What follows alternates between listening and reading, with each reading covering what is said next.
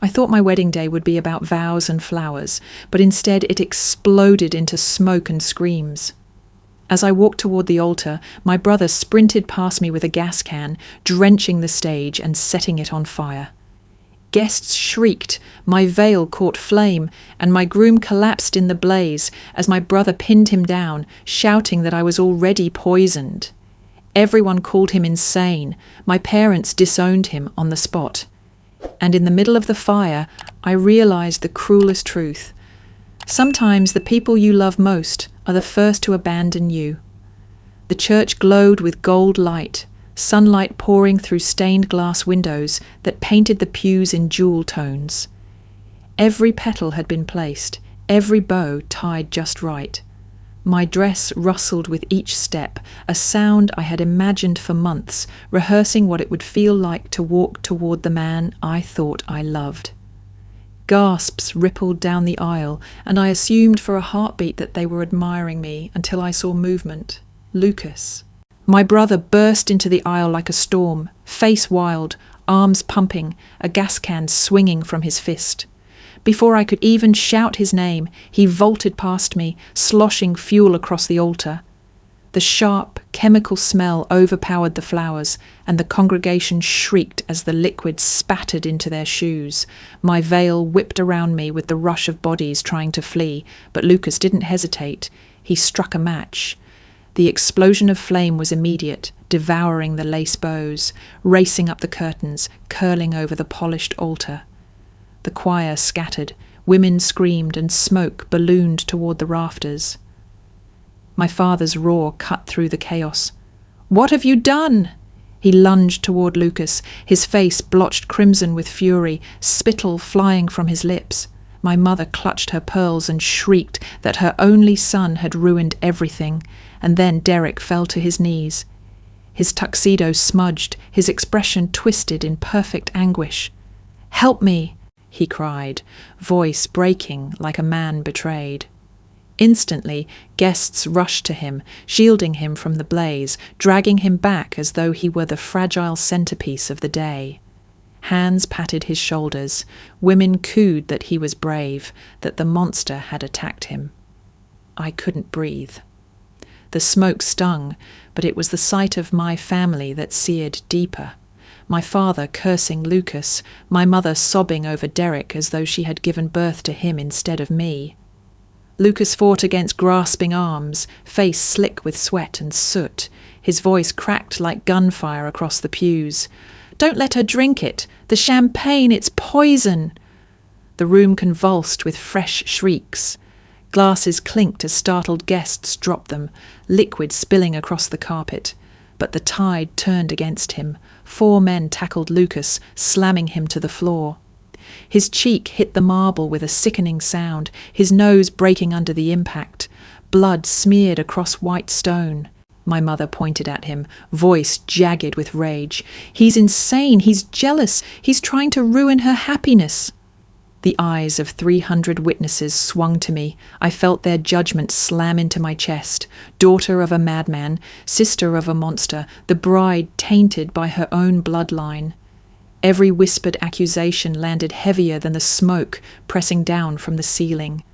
My hands shook around the bouquet, petals falling like tears. I opened my mouth, but no words came. My throat filled with ash, or maybe shame. Derek, cradled in safety, looked up at me with watery eyes, the perfect picture of a man betrayed. "Why, Evelyn?" he whispered, loud enough for the nearest rows to hear. It was a performance, and the audience adored it. They leaned closer, nodding, pity painted across their faces for him. Not for me, never for me. Twist snapped like a whip, Lucas howling through blood and smoke. "He's killing her! He's been killing her for months!" His body convulsed as they pressed him down, but his words echoed. And still, no one believed. The fire crackled higher, licking the rafters, sparks dropping onto the aisle runner, the silk blistering under my feet. The heat clawed at my skin, my lungs choked, and yet what gutted me most was the sight at the altar's edge. My mother, skirts bunched in her arms, ran toward Derek. She gathered him close, pressing his head to her chest as if he were the wounded groom she'd always wanted. Her eyes never once sought mine, not when the flames bent toward me, not when my veil caught sparks, not when my brother screamed my name. I stood alone in the smoke, watching the woman who had raised me cradle the man who was poisoning me. And that was the first time I understood. Fire doesn't just burn wood and cloth. It burns loyalty. It burns blood. It shows you who people truly choose when the world is collapsing. The fire alarms finally screamed awake, their shrill wails colliding with the thunder of feet as guests stampeded toward the exits. Smoke thickened, turning the once golden sanctuary into a choking blur of grey. I stumbled down the steps toward Derek, hoping to end the nightmare, to steady something, anything, in the chaos. And then he moved. With a speed that jarred against his earlier act of weakness, Derek surged to his feet. His tuxedo sleeve smouldered, his skin blotched with burns, yet his grip was terrifyingly steady as his hand shot out toward the cake table. In a single motion, he seized the decorative knife meant for our vows, its silver blade flashing in the firelight. Before I could react, he dragged me against him, steel pressed cold and merciless against my throat. The room froze. Guests who had been rushing for the doors stopped mid-stride. Police officers, half-drawn pistols in their hands, stiffened. Derek's burned arm locked across my chest, the knife edge digging just enough to make my pulse hammer against it. "Stay back," he roared, voice stripped of the warmth that had once charmed me. "One wrong move and she dies." Gasps spread. My mother shrieked, clutching her pearls tighter. My father bellowed for someone, anyone, to do something, but no one moved. The officer's eyes flicked with calculation, but they couldn't fire. I was his shield. In that suspended moment, the mask ripped away. The tender fiancé, the man who had kissed away my headaches and brushed hair from my face, was gone. What remained was cold, methodical, a predator revealed. His words hissed into my ear, low enough only I could hear. "If I can't finish this my way, I'll do it here, now." The crowd whispered, torn between disbelief and horror. Lucas writhed against the men pinning him, screaming for them to let him up. "He'll kill her! He's proving it right now!"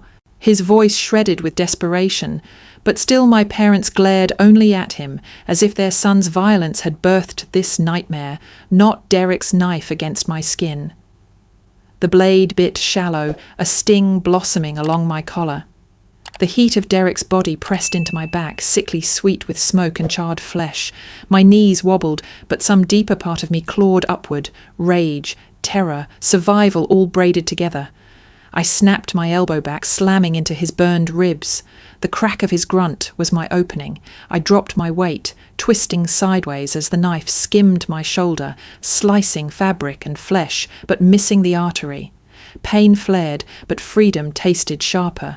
I hit the floor hard, marble bruising my bones, but I was away from his grip. 3 officers surged in. They tackled Derek with brutal force, the knife skittering across the tiles. His scream was animal, echoing off the smoke-stained walls as they pressed his burned hands to the ground and snapped cuffs over his wrists. I sat up, clutching my bleeding shoulder, shaking from more than pain. I searched instinctively for my parents, for comfort, for their arms, for their reassurance that I wasn't crazy to feel betrayed. But when my eyes found them, their faces were twisted, not with worry for me, but with outrage. My father jabbed a finger at me, his voice booming over the din. "Look at this disgrace. You've shamed us all." My mother, tears streaking her powdered cheeks, shook her head as though I had orchestrated the entire inferno. "How could you let this happen, Evelyn? On your wedding day, you've destroyed us." The words gutted deeper than the knife. My shoulder throbbed, my lungs burned, but nothing compared to that abandonment. Even with blood trickling down my arm, even with my groom revealed as a monster, my parents chose fury over comfort, shame over love. I hugged myself against the sting of smoke and betrayal, realizing with final clarity the flames hadn't just consumed the altar, they had incinerated the last fragile thread between me and the family who should have saved me. The antiseptic sting of hospital air was a cruel contrast to the smoke I'd just escaped. White walls, sharp lights, the steady beeping of machines. It all pressed down on me as if I'd stumbled into another world, one that demanded calm when my veins still pulsed with fire. My shoulder was wrapped in gauze, and my hands wouldn't stop trembling no matter how tightly I tried to clasp them together. Dr. Jonah Carter stood at the foot of the bed, clipboard in hand, his voice calm but edged with gravity. "Your blood work confirms significant mercury levels," he said, his eyes flicking between charts and my face. "The tremors in your hands, the hair loss you mentioned, the confusion, that's not stress, Evelyn, that's poisoning, long-term, deliberate." I blinked, the words sliding over me like cold water. Poison. Not nerves, not wedding pressure, not my imagination. Something real, something deadly. The door opened then, and my parents entered together. For one instant, my heart lifted, desperate for their arms, their warmth. But they didn't come near the bed. They stood at a distance, perfectly composed despite the sterile chill of the room. My father's jaw clenched. "We spoke with Father Reynolds," he said, not looking at my bandaged shoulder, not noticing the way my hands shook. "The church has been disgraced. The community expects us to make this right." My mother dabbed at her swollen eyes with a handkerchief. "The headlines already call it a circus, a daughter betrayed by her own brother. Evelyn, what have you dragged us into?" Their voices carved deeper than any scalpel. Not a hand reached for mine, not a kiss pressed against my hair, only calculations about appearances, about reputations left in ashes. I opened my mouth, throat tight, but before I could speak, Jonah stepped in. His voice firmed.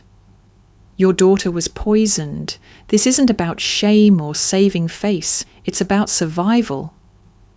My parents glanced at him as though he were a servant who had forgotten his place. They murmured to each other in hushed tones, their words about propriety, about damage control, not about me. I felt myself shrinking into the bed, smaller than I'd ever been, swallowed by the sterile sheets. The next morning, the world outside the hospital closed in. My phone, retrieved by a nurse, buzzed relentlessly. Notifications stacked higher than the IV pole beside me. Headlines screamed across the screen, "Bride of shame, brother turns wedding into inferno." Was it jealousy or madness? Photos of me stumbling through smoke, of Lucas pinned to the ground, of Derek swaddled like a victim filled every feed. Strangers debated my life in comment sections, dissecting my trembling hands, my thinning hair, my vacant stare. They didn't see a woman poisoned. They saw a scandal to devour. I turned the phone face down, but the words lingered anyway, etched into the back of my eyelids. Bride of shame. That was the moment the door creaked open again, and a new figure entered. A woman in a dark suit, badge clipped to her belt, eyes sharp and unwavering. She introduced herself simply. "Detective Nissa Lawson, State Police." She shook my hand firmly, though her gaze softened when it landed on my bandages. "I'm here because the local chief has a conflict of interest. Too close to your fiancé's family, I'll be taking the case personally." My parents bristled in the corner, whispering about how this would only fan the flames, how publicity would stretch the scandal even further. Lawson ignored them, pulling a chair close to my bed. "Evelyn," she said, her tone steady, "I believe you, and I promise we'll find the truth, not for headlines, for you." For the first time since the flames, warmth touched my chest. Not from my family, not from the hundreds who had watched me burn, but from a stranger who looked me in the eyes and chose to believe. Sleep refused me, slipping further away no matter how heavy my eyelids felt. In the hush of the hospital night, machines hummed their mechanical lullabies, and I lay awake, cocooned in bandages but exposed in every way that mattered. I thought about Derek, his careful smiles, his gentle words, the way he used to tuck my hair behind my ear when I complained of headaches. I thought about how often he had leaned close and whispered, "Your brother doesn't want us happy. He's jealous of us, Evelyn." At first I had laughed it off, telling Derek he was being dramatic. But then little things piled up. Lucas showing up uninvited at dinners, frowning at Derek's hand around mine. Lucas asking pointed questions about money, about medicine bottles, about why I looked tired all the time. Derek had sighed, patient as ever, and told me Lucas couldn't stand losing me. He's trying to sabotage us. He's unstable. And slowly, shamefully, I had believed him. The memory made my stomach twist. Lucas had been pounding on the walls of my life, begging me to see, and I had pushed him away because Derek told me to. Even my parents had muttered, "Lucas is a troublemaker, Evelyn. He'll ruin this family's peace if you let him." Twist sharpened in my chest. My family had sided with Derek long before the fire. I had been blind, but they had chosen. The door opened and my parents entered again, their silhouettes stiff against the sterile light. My father carried a folder, my mother a pen. "You need to sign this," my father said without preamble. I blinked at the pages, my hands trembling as I reached. It was a hospital form, an official request, no visitation rights for Lucas Hart. "Why?" My voice cracked, barely more than a rasp. "Because every time he shows his face, reporters circle like vultures," my mother said, her voice clipped, practiced. "He's embarrassed us enough. This will keep him away. For your own good." "For my good?" My laugh was bitter, scraping. "He's the reason I'm alive." My father's eyes narrowed. "He's the reason your wedding became a public disaster. Enough, Evelyn. Sign it." The pen felt heavy in my fingers. My heart screamed to refuse, but the weight of their stares pinned me. I signed, the ink bleeding like betrayal onto the page. They left without touching me. No kiss, no hand squeeze. Just the sound of the door clicking shut. Alone, I curled beneath the thin hospital blanket, pulling it tight around my shoulders as though fabric could replace arms that should have been there. The vents above whispered cold air into the room. Each cycle sent a metallic groan through the ducts, a sound like claws scraping steel. It filled the silence, gnawed at my ribs, echoed in my bones. I pressed my hands to my ears, but the sound burrowed deeper, resonating in the hollow place my family had carved open. It was the sound of emptiness, of absence, of being left in a sterile box to wither quietly. The monitor beside me beeped, marking the rhythm of my poisoned blood, and I stared at its green lines through a haze of unshed tears. Lucas was somewhere beyond these walls, bruised and branded a criminal, and I had just signed him out of my life with a stroke of a pen. The realization struck as sharp as Derek's knife had. My family had chosen silence over truth, reputation over daughter, distance over love. The metallic whine in the ducts rose again, and I hugged myself tighter, rocking slightly on the stiff mattress. I whispered to the empty room, not sure if it was confession or curse. They didn't choose me. And in that moment, I understood the silence wasn't just cold, it was lethal. Detective Lawson returned 2 days later, her suit pressed sharp, her eyes carrying more weight than the folder in her hand. She laid it across my blanket with deliberate care, as if placing an offering that could heal everything. Inside were photos, grainy screenshots of text messages, bank statements with withdrawals circled in red, receipts from an obscure chemical supplier. "This is what we have so far," she said, her voice steady but not triumphant. "Enough to raise questions, not yet enough to convict."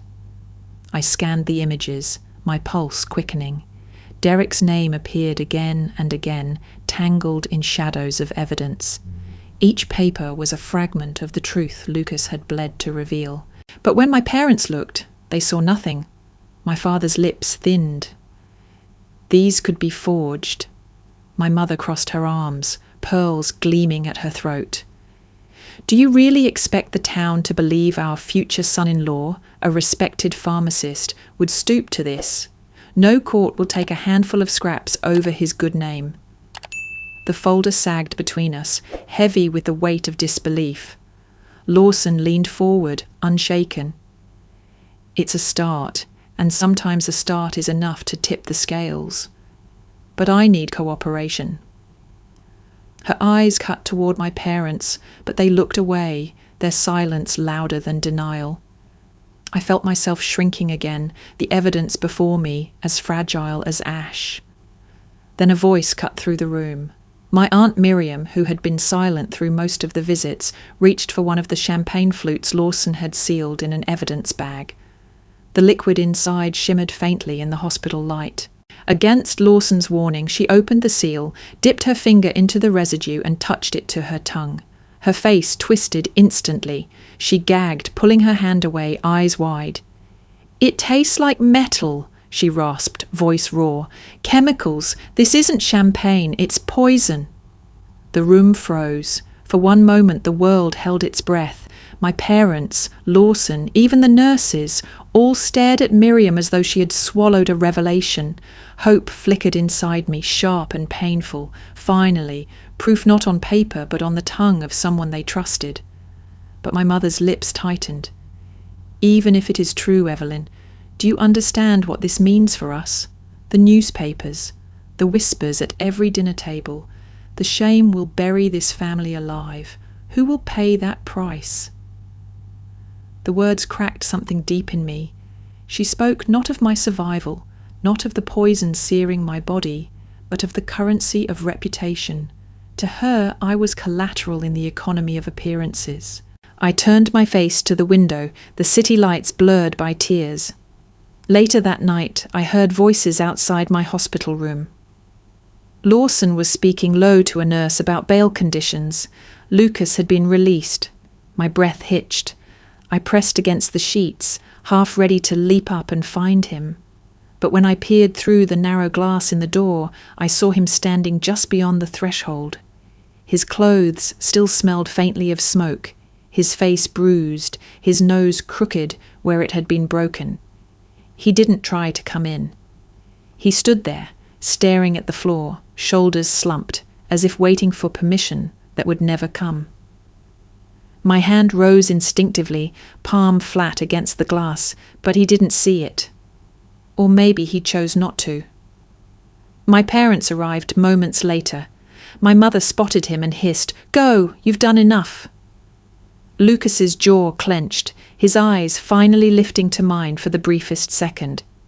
In them I saw guilt, grief, and a love that had nowhere to go. Then he turned and walked down the corridor, his figure shrinking into the sterile glow until he was gone. I sank back into the bed, the echoes of his footsteps dissolving into the silence. The evidence lay heavy in Lawson's folder, Miriam's words still sharp in the air, but the only truth I felt was this. Even when proof burned in front of them, my family refused to choose me. The silence after Lucas's retreat clung to me like smoke. Hours passed. Nurses came and went, but the image of him shrinking down the corridor refused to fade. I stared at the phone on the bedside table, my fingers hovering, heart pounding as though dialing were a crime. Finally, I picked it up. The line rang once, twice, then a ragged breath answered. "Lucas," I whispered, my throat aching with the weight of the words. "I believe you. I should have believed you all along." For a moment, only silence, then a shuddered exhale. "Say it again." "I believe you," I said louder, clutching the receiver. "I believe you, and I'm sorry." On the other end, his voice broke. "You don't know what that means to me." He told me then, in pieces choked by exhaustion, about the night before the wedding. How he had broken into Derek's apartment and found the journal, pages filled with neat clinical handwriting, calculations of doses, notes about my symptoms, lists of timelines, and at the bottom of the last page he'd read, "Tomorrow she dies." The words echoed inside me, colder than the knife had been against my throat. Lucas described running to the police station, shoving the journal into Chief Keen's hands at 2 a.m. But Keen had stared at the pages, his expression unreadable, then quietly closed the folder. "There's not enough here," he had said, even as the evidence screamed otherwise. Lucas had begged, shouted, demanded an arrest. Instead, Keen had picked up the phone and dialed Derek. By the time Lucas realized it was too late, the timeline had shifted. Derek had been warned, and the only option left was chaos, fire, smoke. A desperate act to stop a ceremony that was really an execution. As Lucas spoke, I pressed my forehead against the phone, tears soaking into the receiver. I pictured him alone in that station, screaming into silence, dismissed by authority that was supposed to protect us. The betrayal cut deeper, knowing it came not just from Derek, but from law itself. "Why didn't you tell me sooner?" I asked, voice breaking. "Because you wouldn't hear me," he admitted softly. "He made sure you saw me as jealous, unstable. And maybe I was unstable, watching you die inch by inch. I had to burn it all down just to save you." I closed my eyes. His words seared me. Burn it all down. He had set fire to the altar, to our family's name, to his own reputation. All for me. The door opened then, and Lawson stepped in. She carried a sealed evidence bag, her gloves still powdered with dust. Without a word, she laid it on the table. Inside was the journal. I reached out with shaking hands. The pages, protected by plastic, were a gallery of Derek's cruelty. Hair loss accelerating, tremors worsening, increased dosage by 0.5 milligrams. Each line clinical, detached, as though I were not a fiancé, but a specimen. And then the final entry, bold in ink. "Tomorrow she dies." My stomach twisted, my breath hitched. It wasn't a metaphor, it wasn't paranoia, it was a death sentence, written in the hand I once trusted to touch my skin. I looked at Lawson, her jaw clenched. "This," she said, "will change everything." But when my parents arrived later and saw the bag, their faces barely shifted. My mother sniffed, her voice sharp. "Do you know what this will do to us? What people will say about our family? How we will ever hold our heads high again?" Her words landed heavier than the evidence itself. Proof that my fiancé had planned my murder lay inches from her, and still she weighed the scales of shame against my life. I wanted to scream, to shake her, to force her to see me, but the weight of her indifference crushed me into silence.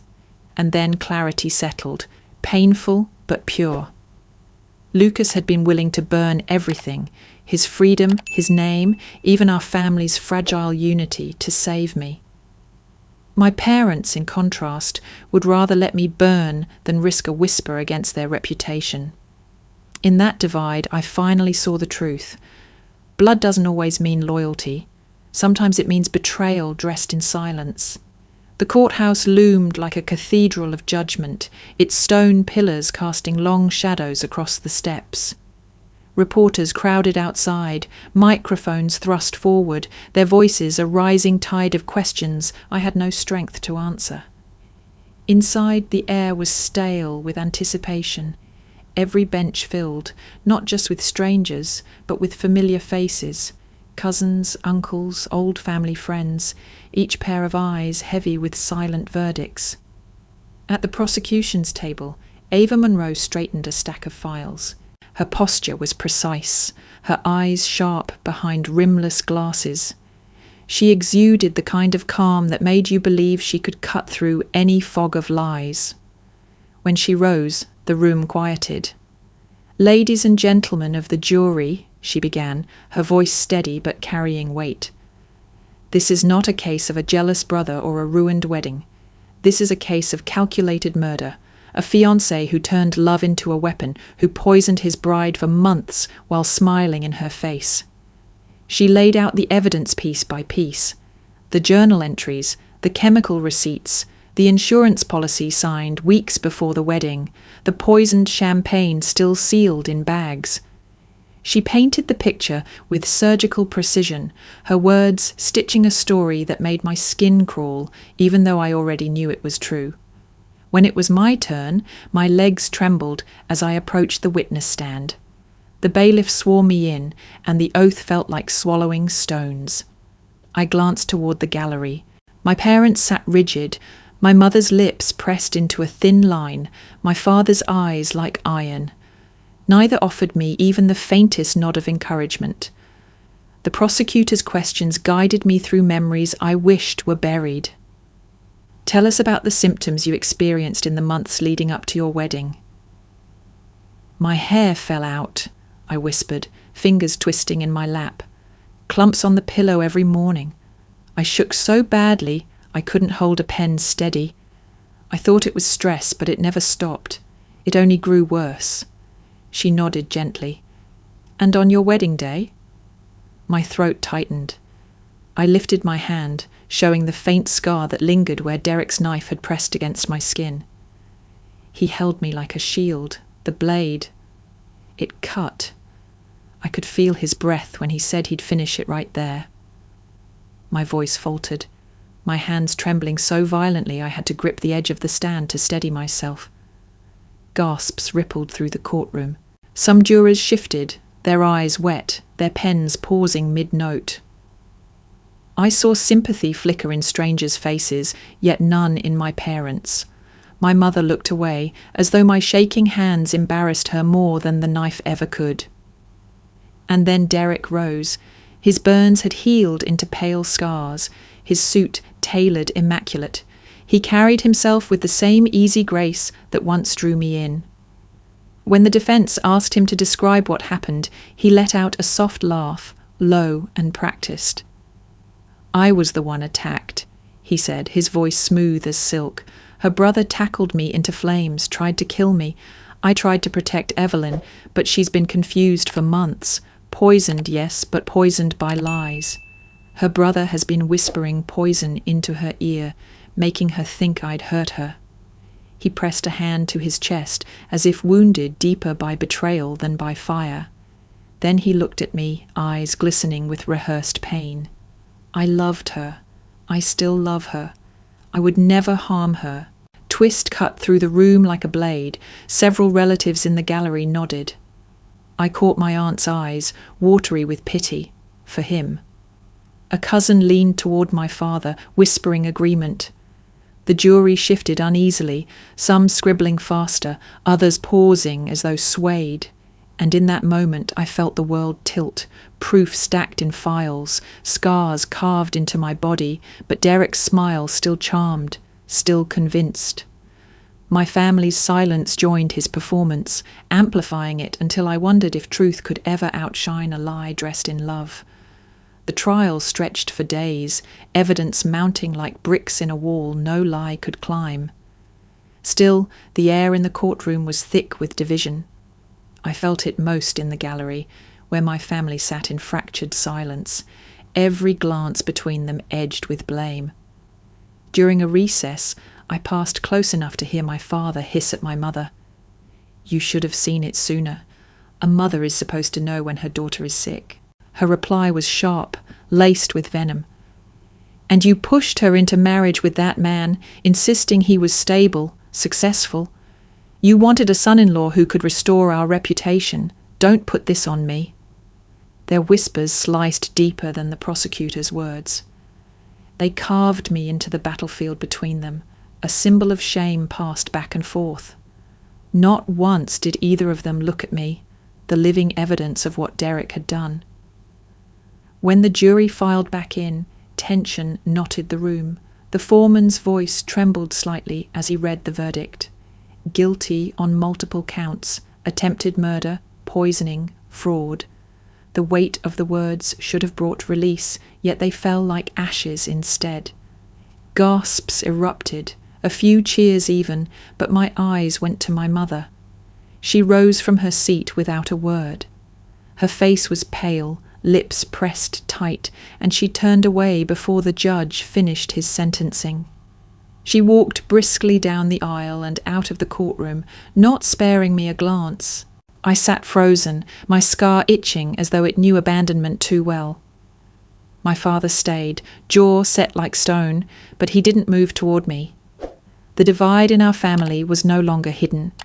It was carved openly in wood-panelled walls and gavel strikes. Derek was led away in cuffs, his expression still calm, almost smug, as though he believed time might someday shift the story back in his favour. Cameras flashed, reporters shouted, the scene a circus of justice and spectacle. In the weeks that followed, Lucas's sentence was decided. Though charges of arson and assault lingered, the court acknowledged his intent to save me. He was ordered to community service instead of prison. When I visited him at the community centre, I found him surrounded by children in plastic safety helmets. He demonstrated how to aim a fire extinguisher, his scarred arms moving with deliberate patience. He cracked jokes, turning fear into laughter, showing them how fire could be controlled rather than feared. His eyes met mine across the room. For the first time in months there was no shame in his gaze, only quiet acceptance. He had burned the altar, yes, but here he was, teaching others how not to be consumed. Meanwhile, my own life was scorched in quieter ways. Outside the courthouse, the press still hounded me.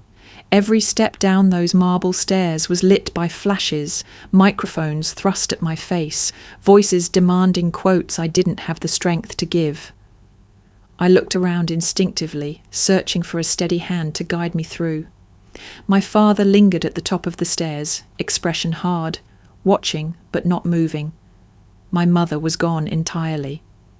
Cousins whispered among themselves, turning their backs when cameras swung near.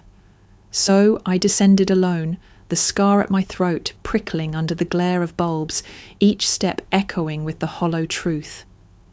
The trial had ended. Justice was spoken, but family had abandoned me in the shadows of its own fear. The courthouse doors opened and the press surged forward. Questions clawed at me, voices overlapping until they became static in my ears. I pushed through, shoulders hunched, the world spinning with noise and light. And as I broke into the open air, I realised the final verdict wasn't just Derek's guilt. It was my solitude, stamped and sealed by silence. Not one hand reached for mine, not one voice called my name with love. I was free from Derek, but still shackled by the choice my family had made, to let me walk into the fire of the world alone. Recovery was not a clean line upward, but a jagged climb, each step slipping beneath me. My hands trembled constantly, the fine motor control I once relied on as second nature now shattered. Signing a document, buttoning a blouse, even holding a teacup without spilling became daily trials. Memory betrayed me too, words slipping mid-sentence, faces familiar yet misplaced. I kept notebooks filled with reminders, only to forget where I had left them. Dr. Jonah Carter was patient, never cruel, but his prognosis was clear. "Some damage from mercury is permanent," he said gently, eyes sympathetic. "The tremors may improve, but may never disappear. Concentration might always be fragile. The important thing is you survived." Survival felt like a hollow victory. At home, the fracture lines in my family widened until they cracked completely. My parents no longer arrived together at the hospital. Instead, my father came alone with curt questions about my progress, his tone clipped, his body stiff. My mother, when she came at all, sat at the far end of the room, sighing as though each beep of the monitors was a personal affront. The news came bluntly one afternoon. They were separating. My father's voice was a low growl, tinged with bitterness. "This marriage was dead long before your wedding. The fire just made it obvious." My mother's retort was sharp, delivered with her eyes fixed on me. "And who was the spark?" "She was. Our daughter dragged us into shame, and now nothing is left." Their blame burned hotter than any poison. To them, I was not a victim but the epicenter of collapse, the axis on which their failure spun. I withdrew into myself, the hospital room shrinking with every visit, every accusation. Lucas came sometimes, carrying coffee I rarely drank, but he never pressed me. He sat by the window, scarred hands folded, quiet and steady. He was the only one who didn't look at me like I had destroyed everything. Then Lawson arrived with a new folder. Her expression was grim, the kind of seriousness that stripped the room of air. "We found a storage unit rented under Derek's name," she said. She laid photographs on the bed, shelves lined with vials of chemicals, syringes already prepped, a notebook listing alternative methods. "He wasn't just planning to kill you before the wedding. He had contingencies, ways to continue dosing you for years if suspicion rose. He intended to make your illness look chronic, incurable." I stared at the images until they blurred. Even after the verdict, even after the cuffs, his shadow reached into the present. The thought that my death was not an accident, narrowly avoided, but a long-term project, chilled me deeper than the hospital air. My father muttered something about media fallout. My mother pressed her lips tight, avoiding the photos altogether. They didn't see the bars of the cage Derek had built around me. They saw only the spotlight it cast on them. The rage that surged inside me had no outlet. My body shook, but not from poison this time. From fury that even proof upon proof couldn't make them care more about me than about whispers at church luncheons. It was at a support group that I first saw Micah Brooks. The circle of chairs in the basement smelled faintly of coffee and dust. People shared their stories, betrayal, abuse, survival. But Micah didn't speak much. He simply listened, his gaze steady, his presence unintrusive. I found myself sitting beside him week after week. He never asked questions I wasn't ready to answer. He didn't flinch at my trembling hands or fill silences with pity. Instead, he let silence stretch, as though giving me permission to breathe inside it. One evening, as the group dispersed, I lingered to gather my notes, fumbling with the strap of my bag. My hands shook so badly that papers scattered to the floor. Micah knelt without a word, collecting each page, stacking them neatly before placing them in my lap. He didn't say "you'll get better" or "I'm sorry." He just gave me a quiet nod, a simple acknowledgement. "I see you." For the first time in weeks, I felt the faint outline of a bond not broken, but forming, a fragile thread in the ruins. The letter arrived folded twice, the handwriting elegant and unmistakably my mother's. For a long while I only stared at it on the kitchen table, the envelope glaring up at me like an accusation. My fingers trembled as I tore it open, and the words leapt from the page with cruel clarity. "You have shamed this family. Every headline, every whisper at church, every neighbour's look is because of you. You've ruined our name. I cannot forgive that." The paper crackled as I crushed it in my fist. My chest heaved, and I wanted to fling it into the fire, to erase the venom. Instead, I tore it slowly down the centre, then again and again, until the words were nothing but confetti. Yet even shredded, the message lived on, carved into me deeper than ink. I told myself I didn't care, but the ache proved otherwise. That evening, Lucas joined me for dinner. The table was set for 4 out of habit, but only 2 places were filled. Across from me, his presence felt both comforting and unbearably stark. The empty chairs, my father gone to his own apartment, my mother vanished into silence, were like gaping wounds. Lucas ate quietly, his scarred hands steady as he cut his food, though I noticed how his eyes flicked often toward me, as if measuring how much weight I could carry. He didn't speak of the trial, or the fire, or the ghosts that hovered over us. He didn't need to. The silence between us was full, not hollow, stitched with shared survival. When I looked up, the contrast was sharp. Lucas had lost everything, reputation, safety, even the trust of his own parents, and yet he remained here across from me, steady. Meanwhile, The people who should have stayed closest had turned their backs. That was the moment understanding crystallized. Being abandoned wasn't only about being shouted at or cursed or accused. It was about the deliberate choice to value pride over truth. My family had chosen silence, appearances, and whispered reputations at Sunday service over my life. The realization was devastating, but strangely liberating too. There was no more waiting for them to change. I could stop holding my breath for love that would never come. Later that week, after another support group, Micah walked me out into the cool night. The air smelled faintly of rain, and street lamps cast pale halos on the sidewalk. My hands shook worse than usual, the day's fatigue pressing heavy, but he matched my slow pace without comment. We walked in silence for blocks, our footsteps echoing softly. I half expected him to offer encouragements or tidy wisdoms, the kind of phrases people wield like bandages. But Micah said nothing. He simply walked beside me, his presence solid, unyielding, unintrusive. At one point I faltered, stopping under a lamppost to catch my breath. My vision blurred, and shame prickled hot on my skin. Before the panic could spiral, Micah only tilted his head toward the darkened street ahead. "Keep walking," he asked, voice low, gentle.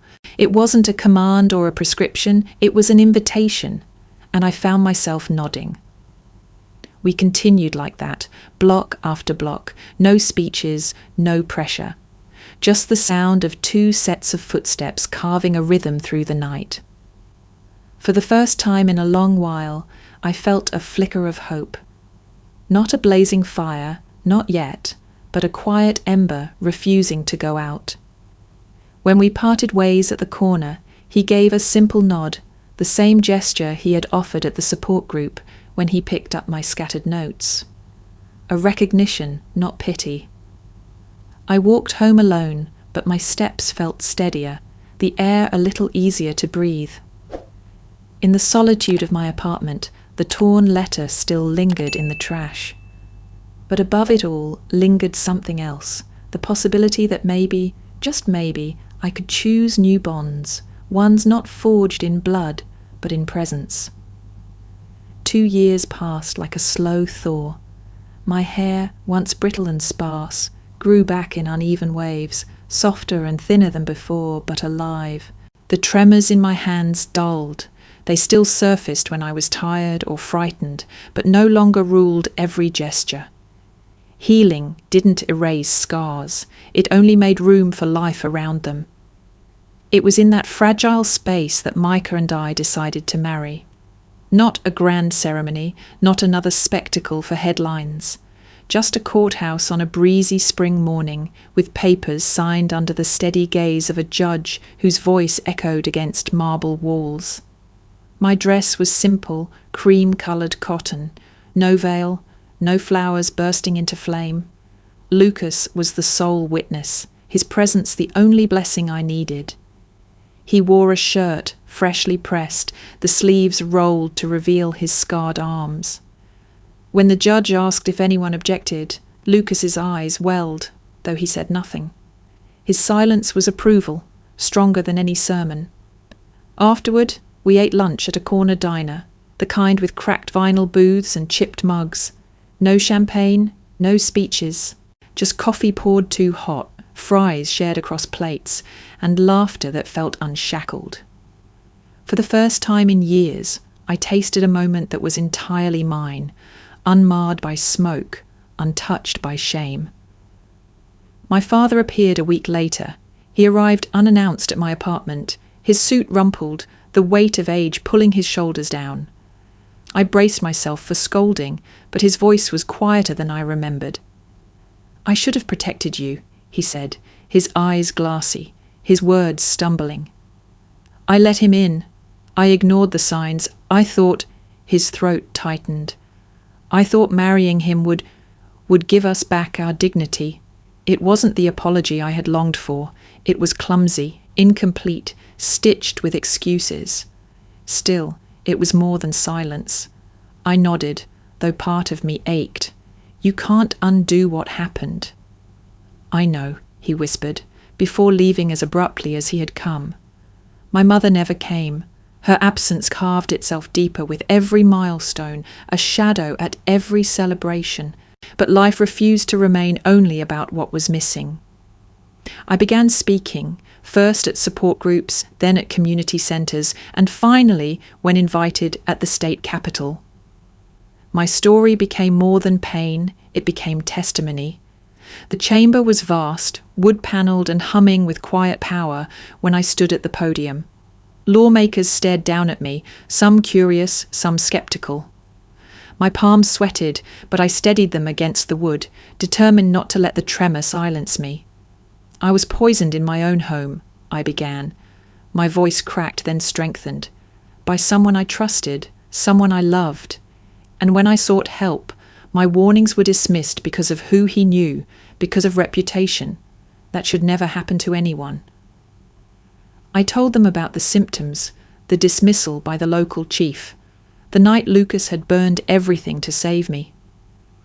I spoke of the trial, the evidence ignored until it was undeniable, and I spoke of the silence, how it had almost killed me as surely as the poison itself.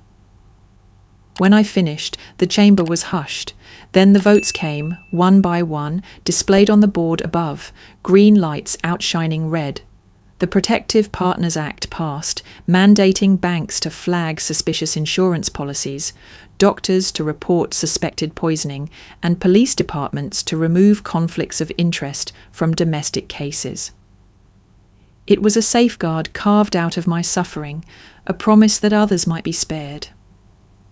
I stood at the steps outside afterward, the spring wind tugging at my dress, reporters shouting questions I no longer feared.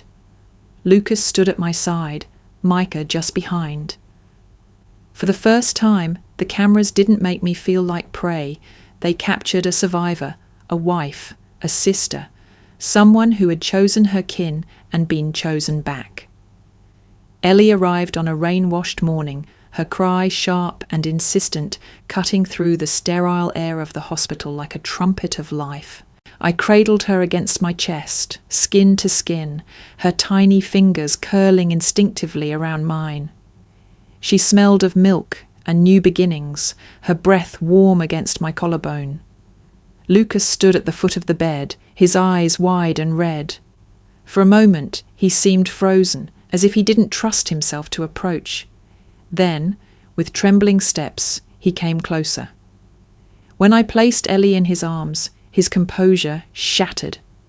Tears streamed down his cheeks, falling onto her blanket as he whispered promises into the soft fuzz of her hair. "I'll protect you," he said over and over, his voice breaking. "I swear I'll never let anything happen to you, not like before, not ever." It was the vow of a man who had already walked through fire to keep one sister alive and now found another reason to burn if needed. Watching him rock Ellie, I knew he had been remade by our survival, not just scarred, but reforged. Months later, Lucas completed his training as a fire investigator. He wore the badge with quiet pride, his scarred hands steady as he traced burn patterns, his testimony in courtrooms crisp and unflinching. People who once called him reckless now called him an expert. The man who had been branded an arsonist at my wedding altar had become the one trusted to explain how fire spoke.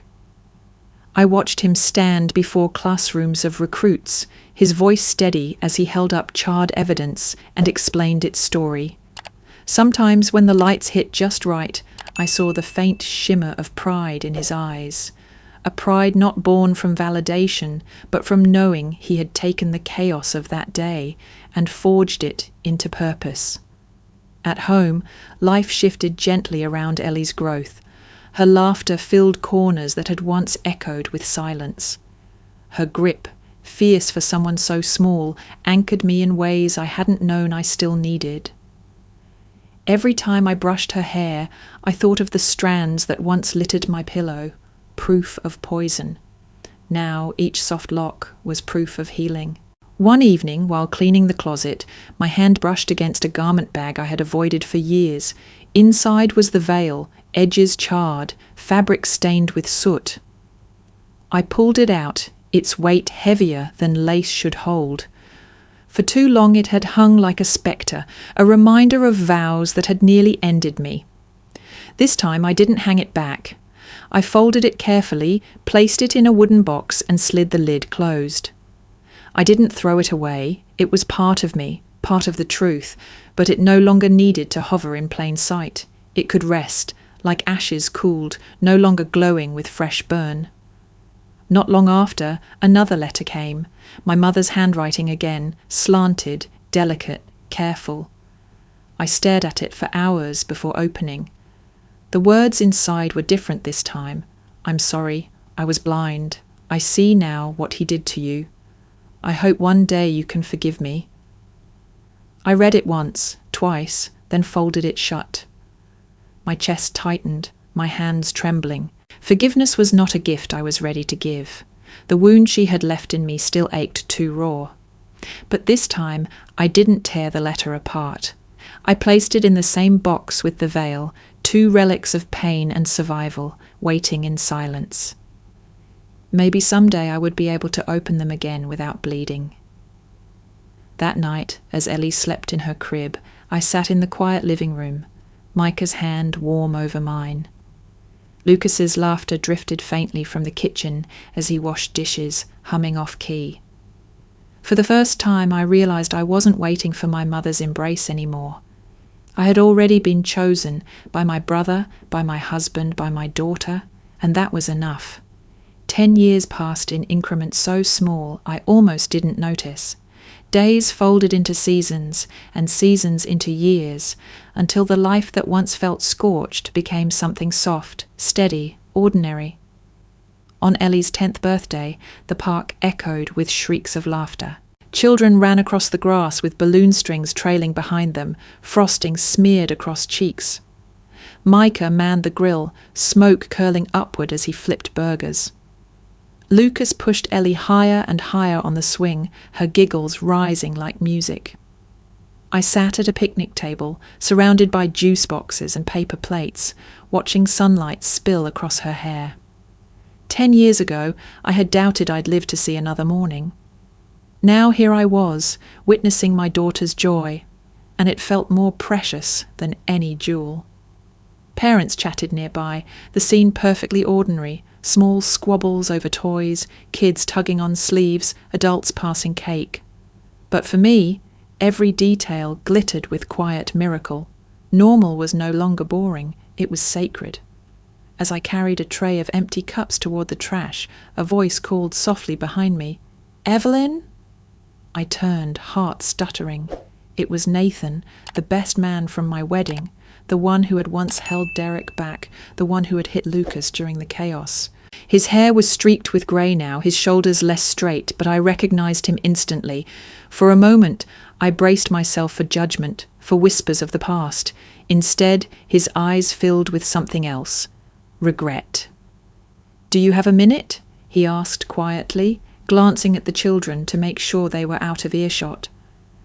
We stood near the edge of the park, where the laughter dulled into background hum. He rubbed his palms together, searching for words. "I owe you an apology," he finally said. "Back then I believed Derek. I thought your brother was the danger. I helped hold him down, and I let you think you were alone when you weren't. I should have seen. I should have questioned him. I should have believed you." The weight of his words settled in my chest. For years I had carried the memory of those hands restraining Lucas, the echo of betrayal doubling down when even friends had chosen Derek's side. Hearing Nathan name it, own it, cracked something loose inside me. I swallowed, my throat thick. I wanted someone, anyone, to see me, and no one did. "I see it now," he said, his voice rough. "I can't undo what I did, but I needed you to hear me say I'm sorry." A long silence stretched. For the first time I realized the forgiveness I needed wasn't only for my family, it was for myself. For not shouting louder, for doubting my instincts, for letting shame define me. Nathan's apology didn't erase the past, but it opened a door I had kept bolted. I nodded slowly. Thank you for saying it. He exhaled, shoulders sagging with relief. We didn't embrace, didn't promise to stay in touch. It was enough. Closure, simple and quiet, like the settling of ash after fire. Later that evening, after the cake was cut and the balloons deflated, I found an envelope in my mailbox. The return address made my stomach twist. The rebuilt church. Inside was an invitation to the rededication of the altar. A fresh beginning, a blessing, a return. I held it in my hands for a long while. The paper smelled faintly of ink and incense. 10 years ago, I might have felt compelled to attend, to prove I wasn't afraid, to reclaim the scene of my near death. But as I looked at Ellie's crayon drawings taped to the fridge, as I listened to Micah humming in the kitchen and Lucas laughing over some old story, I understood I didn't need that building to sanctify me. I set the invitation down on the counter and whispered, I already have my blessing. The next morning, sunlight streamed through the windows, gilding my daughter's hair as she ate cereal and Lucas sipped coffee at the table. That light was all the sanctification I needed. I hadn't seen my mother in nearly a decade when the letter arrived. It was brief, written in her thin, precise hand. I want to see you, just once. For days I let it sit untouched on the counter, debating. Lucas told me I didn't owe her anything. Micah said the choice was mine alone. Ellie, still too young to understand, simply asked why I looked sad. In the end, I agreed, not out of obligation, but to close the circle. We met at a small cafe on the edge of town. She was already seated when I walked in, a teacup trembling between her hands. Time had not been gentle. Her once immaculate posture sagged, her hair streaked fully grey, her eyes ringed with age. But it was her hands that caught me, the same hands that had refused to reach for me in the hospital now shook as they lifted the cup. For a moment I just stood there, frozen in the doorway, all the years of silence pressed against me like a tide. She looked up then, and our eyes met. For the first time, I saw something in her gaze that wasn't judgment. It was weariness, regret, maybe even fear. I sat across from her, the distance between us wider than the small table. Words stumbled at first, pleasantries, weather, health. Then silence swelled, heavy and suffocating. Finally she whispered, "You look so much like him still." I knew she meant Derek. The comparison cut, but I didn't flinch. "I look like myself," I said evenly. She lowered her eyes. "I was wrong. I let pride blind me. I chose the family's name over you, and it cost us everything." The apology came late, so late it almost felt meaningless. Yet the sight of her frailty stirred something unexpected, pity, not for what she had done, but for what she had lost. I reached into my bag and pulled out a small photograph. Ellie, smiling wide, missing a front tooth, holding a balloon at her last birthday. I slid it across the table. "She's your granddaughter," I said softly. My mother's hands trembled as she picked it up. Tears welled in her eyes, dripping onto the glossy surface. She clutched the picture like it was a lifeline. For a moment, I thought she might reach for me too. But I didn't move forward, and neither did she. I didn't embrace her, I didn't offer absolution. Instead, I gave her the picture, proof of life she had missed, a fragment of what could never fully be repaired. As I rose to leave, I spoke the words that had been burning in me for years. Family that's real doesn't fear the fire of truth. Her face crumpled, but I walked away. Some doors remain closed, even when you peek through them one last time. That night, at home, Ellie crawled into my lap as the city lights blinked through the window. I held her close, her weight solid, grounding. She traced the faint scar on my neck with innocent curiosity, and I let her, no longer ashamed. My hand, once marked by tremors, was steady as I stroked her hair. Outside, the city lights flickered like embers scattered across the horizon. Gentle, harmless, glowing reminders of fires survived. And for the first time in 10 years, I felt not abandoned, not defined by ruin, but whole,